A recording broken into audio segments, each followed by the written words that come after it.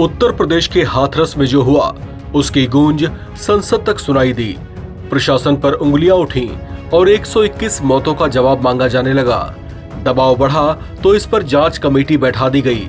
सवालों के कटघरे में भोले बाबा उर्फ नारायण साकार हरि भी आए, जिनके सत्संग में ये सब कुछ हुआ। हादसे के बाद मामला तो दर्ज हुआ, लेकिन चर्चा इस बात की खड़ी हुई कि जो मामला दर्ज हुआ उसमें भोले बाबा आरोपी नहीं बनाए गए, जबकि बहुत से लोगों की ओर से ये दावे सुने गए कि भोले बाबा की ओर से चरण रज ले जाने की बात कहने के बाद ही लोगों में भगदड़ मची थी। अब इस मामले में एक और बड़ी प्रतिक्रिया आई है। अमर उजाला की एक रिपोर्ट के मुताबिक जिस जगह पर बाबा के सत्संग का आयोजन किया गया था वहां पर जैमर जैसी व्यवस्था की गई थी, जिससे लोगों के फोन नेटवर्क जाम हो गए थे। इस पर रिटायर्ड वरिष्ठ आईपीएस अधिकारी आरपी मीना ने भी संदेह जाहिर किया है। उन्होंने अपने एक बयान में कहा कि ये निश्चित तौर से जांच का विषय है, क्योंकि ऐसा करके अगर कोई किसी कार्यक्रम को सीक्रेट रखने की कोशिश कर रहा है तो इसके पीछे क्या बड़ी वजह हो सकती है। पूर्व आईपीएस आरपी मीना ने साथ ये भी कहा कि एक और ऐसा लगता है जैसे इस कार्यक्रम की कुछ बातों को शायद सीक्रेट रखने की कोशिश की जा रही थी, वो भी ऐसे माहौल में जहां इसका आयोजन पूरे शोर शराबे और ढोल नगाड़े बजाकर किया गया।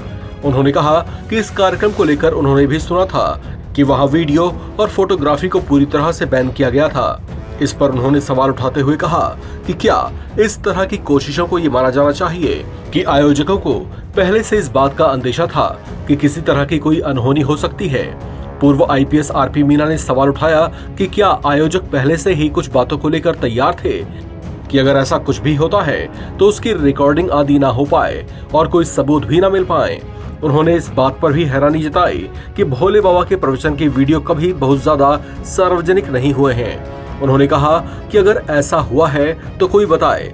इस पूरे घटनाक्रम को लेकर पूर्व आईपीएस मीना ने कहा कि इस घटना के बाद भोले बाबा जिस ढंग से निशाने पर आए हैं उससे उनके खिलाफ कार्रवाई तो की ही जानी चाहिए। स्थानीय निवासियों का कहना है कि बाबा के सेवादारों ने जिस तरीके से दबंगई की वो भी चरम पर है। वे कहते हैं कि मुख्य सड़क के साथ साथ आसपास की सड़कों से कौन गुजरेगा और कौन नहीं गुजरेगा, इसकी भी ठेकेदारी बाबा के सेवादारों ने ले रखी थी। इस घटना के बाद भोले बाबा को लेकर भी लोगों में नाराजगी दिखाई दे रही है। उनका कहना है कि जिस तरह का आयोजन किया गया था शायद उस स्तर के इंतजाम नहीं किए गए थे, वरना इतनी बड़ी अनहोनी टाली जा सकती थी। भोले बाबा को लेकर यूपी के पूर्व डीजीपी विक्रम सिंह ने भी काफी कुछ बताया है। उन्होंने कहा कि भोले बाबा और सूरजपाल पर यौन शोषण समेत 5 अन्य गंभीर मामले भी दर्ज हैं। वे दावा करते रहे हैं कि वे पहले इंटेलिजेंस में थे और फिर कुछ साल पुलिस में सेवा के बाद उन्होंने वीआरएस ले लिया था। कहा जाता है कि ऐसा उन्होंने इसलिए किया था क्योंकि इनकी आध्यात्म में आस्था जग गई थी। भोले बाबा को लेकर कहा जाता है कि तब से अब तक इन्होंने करोड़ों की संपत्तियां अर्जित की हैं। इस खबर में फिलहाल इतना ही। बाकी अपडेट्स के लिए आप बने रहें एनबीटी ऑनलाइन के साथ।